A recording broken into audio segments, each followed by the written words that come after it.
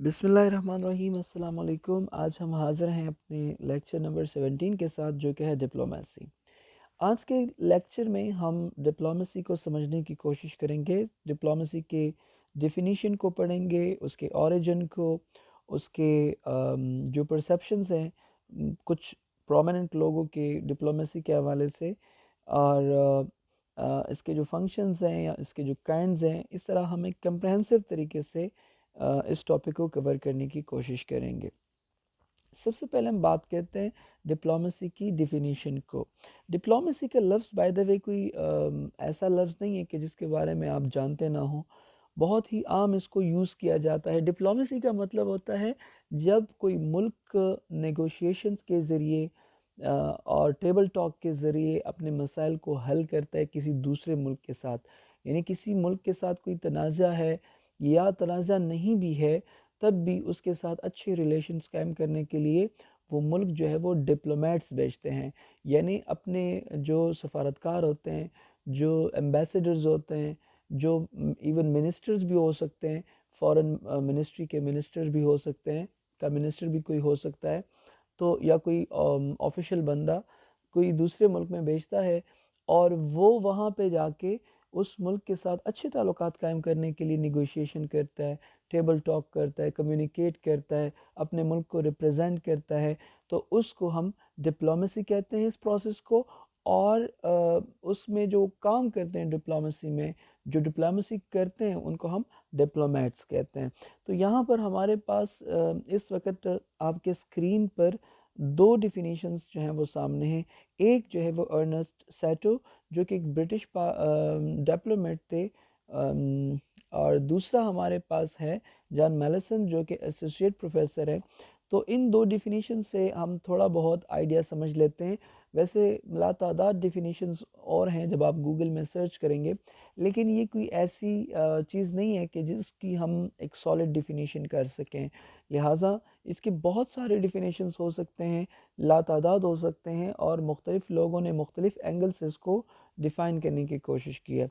तो सबसे पहले देखते हैं कि अर्नेस्ट सेटो क्या कहते हैं। वो कहते हैं the application of intelligence and take to conduct official relations between governments of independent states.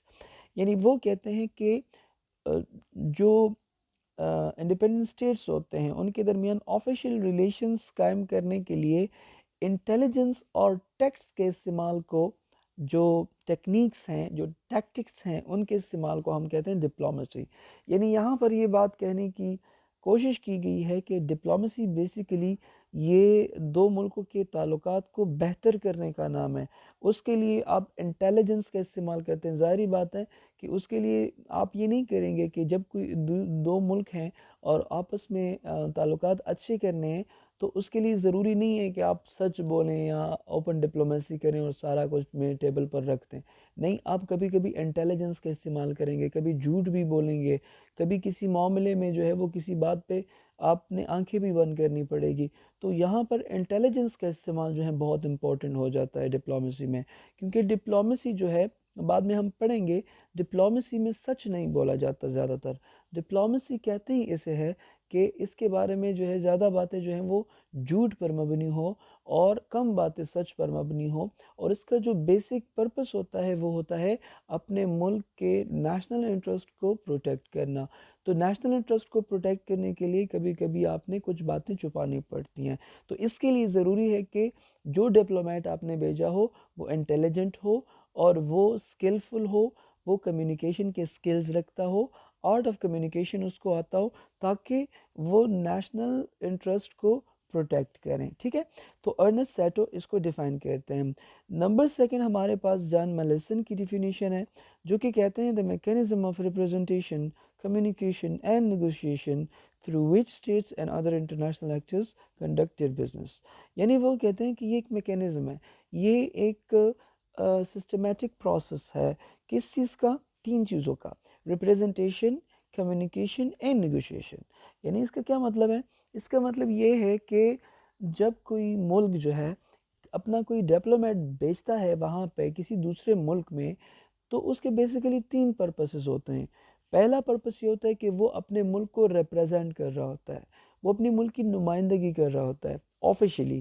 دوسرے نمبر پر وہ کمیونیکیشن کرتا ہے، وہ کمیونیکیٹ کرے گا وہاں پر موجود ریاست سے، ان کے آفیشل سے، وہاں پر موجود دوسرے ملکوں کے ڈپلومیٹ سے، وہاں پر موجود جو اکنامک فرمز ہیں، جو مطلب ہے کہ جو اقتصادی جو گروپس ہیں، کوئی یا ملٹی نیشنل کمپنیز ہیں، ان سے وہ بات کرے گا، جو انٹرنیشنل ایکٹرز ہیں ان سے وہ بات کرے گا، ٹھیک ہے نا. اور بالآخر ان تمام چیزوں کا مقصد کیا ہوگا؟ تاکہ وہ اپنے ملک اور جن ملکوں میں وہ جا رہا ہے، جس ملک میں وہ جا رہا ہے، وہاں اس ملک کے ساتھ جو ان کے بزنسز ہیں، جو ان کے مطلب جو ان کے معاملات ہیں، ان کو صحیح طور پہ صحیح سمت میں چلایا جا سکے. کوئی کنفیوژن ہے، کوئی ایشو ہے، کوئی کنفلکٹ ہے، اس کو سارٹ آؤٹ کیا جا سکے، ان کو حل کیا جا سکے.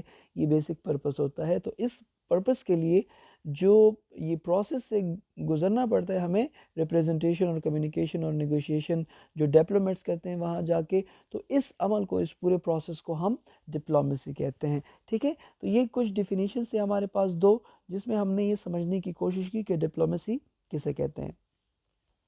تو اس سے ہمارے پاس جو فنکشنز آ رہے ہیں وہ بڑے کلیئر ہیں، اور وہ یہ ہے کہ ڈپلومیسی کے فنکشن یہ ہوتے ہیں کہ ڈپلومیٹس جب جہاں جاتے ہیں کسی ملک میں، تو وہ ریپریزنٹ کرتے ہیں اپنے ملک کو، اپنے ملک کی نمائندگی کرتے ہیں.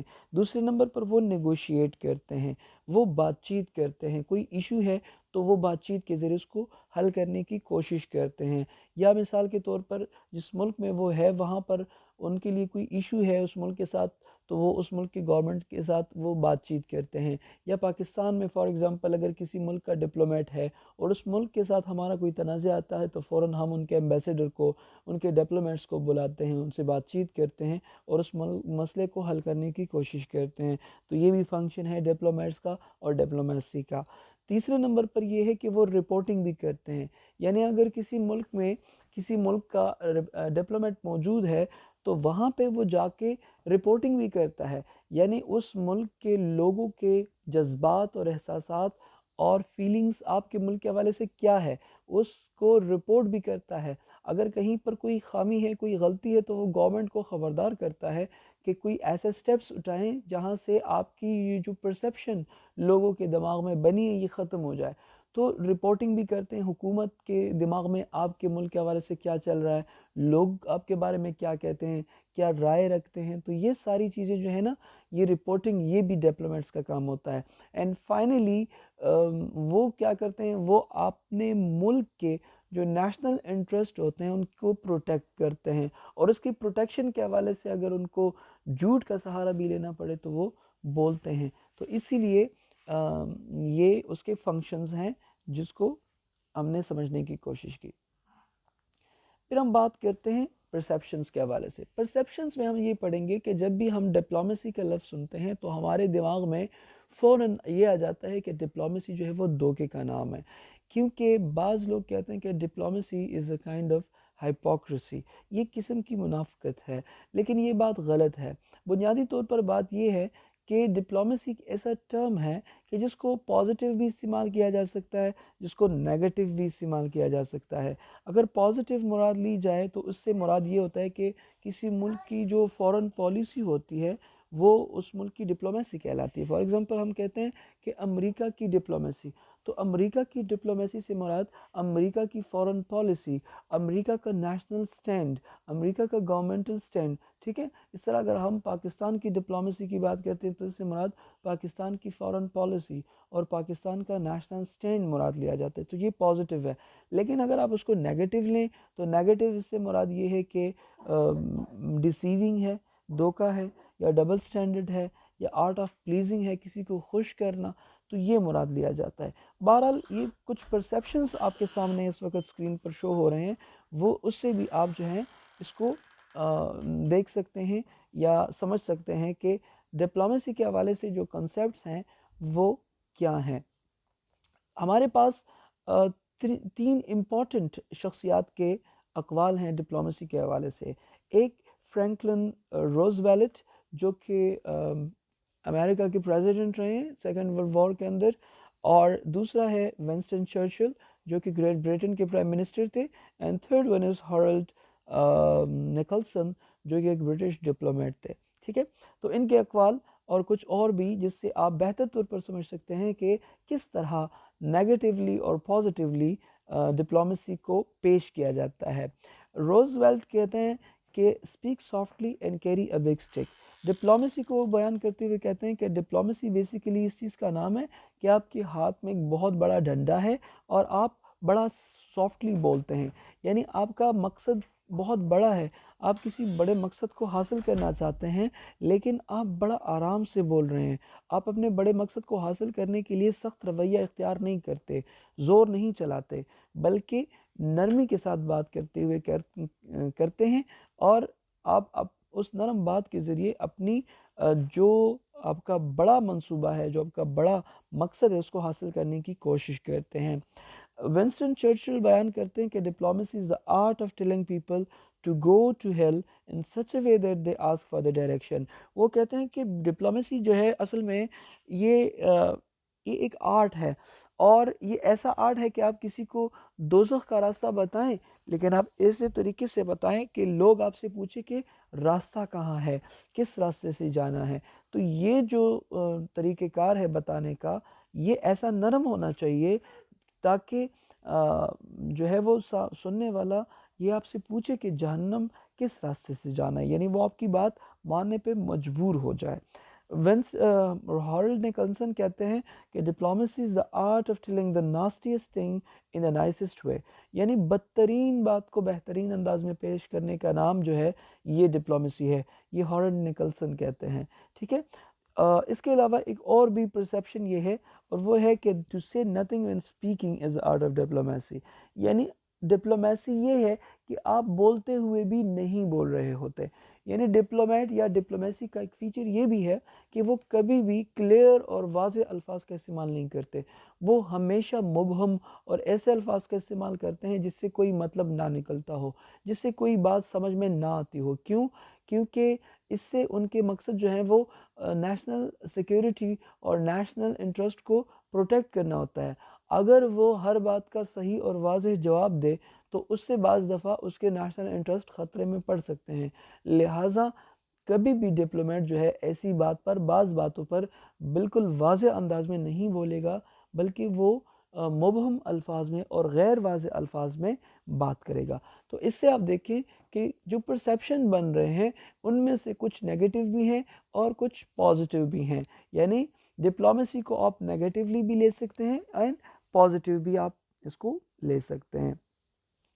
جب ہم اوریجن آف ڈپلومیسی کی بات کرتے ہیں تو اوریجن آف ڈپلومیسی جو ہے ایک جو پوائنٹ بیان کیا جاتا ہے کہ یہاں سے جو ٹریڈیشنل ڈپلومیسی ہے یا جس کو ہم ڈپلومیسی کہتے ہیں وہ شروع ہوا، وہ کہتے ہیں جی ویسٹ فیلیا کی ٹریٹی سے ہوا. کیونکہ ویسٹ فیلیا کی ٹریٹی وہ ایونٹ ہے ہسٹری میں، ورلڈ ہسٹری میں، جہاں سے ہمیں نیشن سٹیٹس وجود میں آتے ہوئے دکھائی دیتے ہیں. اس سے پہلے نیشن سٹیٹس وجود میں نہیں تھے، اس سے پہلے مونارکی تھی، اور مونارکی میں ظاہری بات ہے کہ ڈپلومیسی ایز سچ نہیں ہوا کرتی تھی. یہ نہیں ہے، اس سے مراد یہ نہیں ہے کہ پرانے وقتوں میں بادشاہ لوگ جو ہوتے تھے وہ دوسری ریاستوں میں اپنے نمائندے نہیں بھیجتے تھے، وہ باقاعدہ اپنے نمائندے بھیجتے تھے، ان کو ڈیلیگیٹس کہتے تھے، ان کو انوائز کہتے تھے، لیکن وہ پراپر جس کو ہم ڈپلومیٹس کہتے ہیں جو باقاعدہ دوسری ریاستوں میں جا کر وہاں پر نیگوشیٹ کرتے ہیں، کمیونیکیٹ کرتے ہیں، ریپریزنٹ کرتے ہیں، وہ نہیں تھے. تو وہ سسٹم آیا ہے ویسٹ فیلیا کی ٹریٹی کے بعد. ویسٹ فیلیا کی ٹریٹی کے بعد جو ہے یورپ میں ممالک نے ایک دوسرے کے ملکوں میں ڈپلومیٹس بھیجنا شروع کر دیے تھے. یاد رکھیے پہلے ڈپلومیسی جو آئی تھی صرف اور صرف یورپ تک محدود تھی. بعد میں ظاہری بات ہے کہ جب نیشن سٹیٹس بنتی گئیں اور علاقے بنتے گئے، ملک آزاد ہوتے گئے اور نیشن سٹیٹس کا وجود میں آتے رہے، تو اس کے بعد جا کے پھر آہستہ آہستہ یہ ڈپلومیسی جو ہے وہ پھیل رہی تھی. اور بڑھتے بڑھتے بالآخر 20ویں صدی میں آپ نے دیکھا کہ ڈپلومیسی جو ہے وہ بالکل ماڈرن شکل میں اس وقت ہمارے پاس موجود ہے، جس کو ہم ماڈرن ڈپلومیسی بھی کہتے ہیں. کیونکہ اس میں آج کل کی جو ڈپلومیسی ہے وہ پرانی جو ٹریڈیشنل ڈپلومیسی تھی ان سے چینج ہے. کیوں چینج ہے؟ کیونکہ دو ایسی چیزیں ہیں، دو ایسے ٹاپکس ہیں، دو ایسے کازز ہیں کہ جن کی باعث ہم یہ کہہ سکتے ہیں کہ جو پرانی ڈپلومیسی تھی اور جو آج کی ڈپلومیسی ہے ان میں تھوڑا سا فرق پایا جاتا ہے، اور اس فرق کی وجہ کیا ہے؟ وہ دو وجوہات ہیں۔ پہلی وجہ یہ ہے کہ پولیٹیکل انسٹیٹیوشنز میں ڈیولپمنٹ آنے کی وجہ سے اور ڈیموکریٹک ویلیوز کے بڑھنے کی وجہ سے لوگوں کا جو انٹرسٹ ہے فارن پالیسی میں اور انٹرنیشنل ریلیشنز میں وہ بڑھ چکا ہے۔ پرانے وقتوں میں اگر کوئی بادشاہ کوئی ڈیلیگیشن بھیجتا بھی تھا تو اس کے پاس جو ہے بادشاہ کے قائم مقام کے اختیارات ہوتے تھے، بادشاہ اپنی مرضی کے مطابق جو چاہتا کسی ملک کے ساتھ جو بھی رشتہ قائم کرنا چاہتا یا جو بھی دشمنی پالنا چاہتا وہ کر سکتا تھا۔ لیکن جدید دور میں چونکہ لوگ جو ہیں وہ حکومتیں بناتے ہیں، وہ ان کو الیکٹ کرتے ہیں، لہٰذا حکومت کے کسی بھی سٹیپ پر وہ تنقید کر سکتے ہیں، وہ ناراضگی کا اظہار کر سکتے ہیں، وہ احتجاج کر سکتے ہیں۔ مثال کے طور پر اگر پاکستان چاہے کہ وہ اسرائیل کو تسلیم کریں تو اس اسرائیل کی تسلیم کرنے کے اس عمل کو عوام جو ہے وہ پذیرائی نہیں دیں گے، بلکہ عین ممکن ہے کہ لوگ حکومت وقت کے خلاف کھڑے ہو کر احتجاج کریں اور حکومت کو فورس کریں کہ وہ اپنے فیصلے کو واپس لیں، کیونکہ آج کل جو ٹرینڈ ہے فارن پالیسی کا یا ڈپلومیسی کا، اس میں لوگوں کا جو رول ہے وہ بڑھ چکا ہے۔ لہٰذا یہ ماڈرن ڈپلومیسی ہے، یہ وہ ٹریڈیشنل ڈپلومیسی نہیں ہے جس میں صرف اور صرف بادشاہ کے پاس یہ اختیار ہوتا تھا۔ آج کل تو عوام بھی بعض اہم مسئلوں پر جو ہے وہ باقاعدہ احتجاج اور تنقید کرتے ہیں۔